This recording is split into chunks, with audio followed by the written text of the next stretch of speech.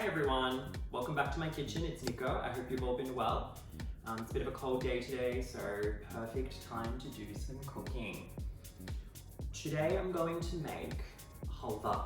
Now halva is a dish that exists in many different countries. You can find it in Greece, which is one of the versions I'm cooking today. You can find it in Turkey, the Middle East, and also as far as India. They all taste slightly different, they use slightly different ingredients, but it's all called halva. Alright, so today, ingredients-wise, we have some semolina. So I've got 2 cups of semolina. I've got some slivered almonds. You can also use walnuts instead, so it's up to you. Walnuts or almonds, maybe not other nuts, and if you have a nut allergy, don't use nuts because you'll be in trouble. I've got a cup of oil. I'm using olive oil. I think I've seen recipes that use sunflower oil or other types, but I prefer to use olive oil. Just make sure you're using one that has a really nice, like a decent quality one. Then I've got a syrup. The syrup I've made myself. It's very, very easy. All you need is sugar, honey, and water. I've also put some orange peel in there just to give it a little bit of flavor. You could use lemon peel instead if you want to. And if you want to make this recipe strictly vegan, don't put honey in. That's all. The flavor won't change dramatically, but I do find adding in the honey gives it a little bit more of a caramelly flavor. And last but not least, cinnamon. So I've got some cinnamon in for flavor. I'm using cinnamon powder. Some people use cinnamon quills. It's really up to you. But yeah, that's basic. And very important, a bundt tin. Now, if you're a good Greek, you have a bundt. We've all seen My Big Fat Greek Wedding, and that scene with the bundt, very important.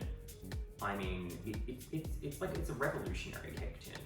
It's just like, you know, you can just impress anyone. You can actually put a pot plant in there. You can decorate it. You can put twizzlers. You can do whatever the fuck you want. Right? I'm using a bundt. You should get one too. They sell them at $2 shops. They're amazing. Yeah. I'm gonna show you how to start cooking this. So let's go. All right, here we are. We're at the stove. This is where the magic is going to happen today. Now what we're first going to do, we're going to add the semolina to the pot. You can use a non-stick pot, you can use a stainless steel pot, you can do whatever you like. It's up to you, but the key here is going to be just giving this attention. The next thing is I'm going to be putting in the oil. Yeah, so you pop in the oil and also the almonds. Now what we're going to do is, we're going to put this on, I would put it on a medium heat. And as it's heating up, just start stirring it around. Just go, stir it. It's going to get pretty clumpy and it's going to almost have like a very sandy kind of feel to it, and you're going to be like, why? This is not right. But no, this is how it starts. And this is the kind of cake or dessert that it is. It looks like a cake, but it's not really a cake. It's almost like a pudding. I'd put it in that kind of pudding like category, I guess. So all we're going to do here is stir it every minute or so. Give it a good stir for about 15 minutes.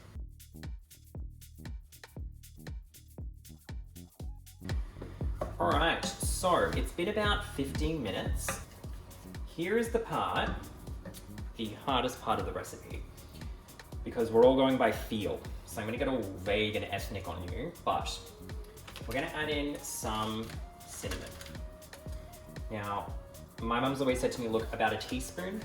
So mix that through. Now we're going to be putting, so with the syrup, the quantity in the recipe that I've put in the comments, that makes about 2 cups, but you're not putting 2 cups in this. You don't need 2 cups. So I've got about a cup here. I'm just going to add, I'm going to add most of it, but I'm going to leave a little bit. So I might even turn it off and I'm just going to mix that. Now what you want to do, all right, that's hectic. Just got really intense there. So what we're actually going to do, we're just going to go by feel. So when you're mixing the semolina, and the olive oil, it's sandy and it's grainy and it's clumpy, right? Now you don't want that for your halva, obviously. So what you don't want the halva to be too runny, but you don't want it to be too sandy or clumpy.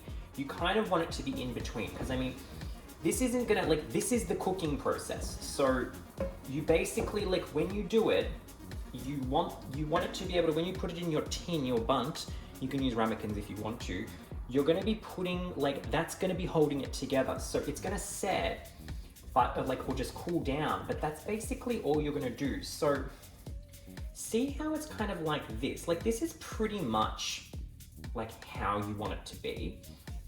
Like, it's a little clumpy, it's a little kind of like, you could shape it if you wanted to, and it would probably reasonably hold its shape. Now, it's off the heat, but bear in mind that the semolina is still going to absorb some of the syrup. So if you like things more on the sweet side, pop in the rest of your syrup if you need to. If you want it to be a little less sweet, have some water and add that if you need to. It's really up to you. Now, I think we're probably right. So I'm gonna take you back over there and we're gonna tin it. All right, so we're gonna pop it in the bunt. Now, the bunt is non-stick, the ramekins are non-stick, but probably put a little bit of oil or something like that just to, you know, whip it up. Make sure that it's a little bit more kind of easy to slide out. So what we're gonna do is scoop it out of here and just basically even it out. All right, so I'm just gonna use the spoon. I'm just gonna pat that out. So yeah, you know, if you ever wanna like whip out like some kind of like ethnic dish and you're like, I don't think I can do that because I'm an ethnic, it's fine. Like, we all have an ethnic grandmother like somewhere. Who, you know, even if she's in your mind, like, that's cool. You know, she'll be yelling at you, she'll be judging you for your cooking decisions, and the fact that you use this brand of semolina instead of that semolina. But it's all part of the fun. I highly recommend tapping into your inner ethnic grandmother. She's there and she's judging you. So, you know, use this recipe as a start. It's a little bit more unusual. Some people may not like it, but it's, yeah, for me, it's a real kind of, it's a really nostalgic flavor. It was something that my Yiayia, who's passed away, used to make a lot. It was just the loveliest kind of dish to have, super simple, and she just made a killer one. So this is actually her recipe. And I mean, look, she's probably gonna be like, judging me for the fact that I've used almonds instead of walnuts, so sorry Yiayia, but that's gonna do it. Yeah, so here we have it. It's in here. As you can see, I can put it on its side and it's pretty much holding its shape. It's still a bit warm, so it's not. All you need to do, put it aside. You don't need to refrigerate it. Leave it for a while, and then you just turn it out onto a plate.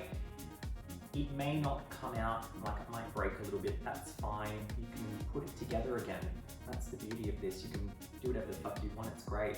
Let me know what you think. If you make the recipe, if you make the halva, let me know. I'm keen to hear what people think about it. It's probably not something that people tend to make quite often, so yeah. Anyway, thanks again for watching, and I'll see you soon. Bye.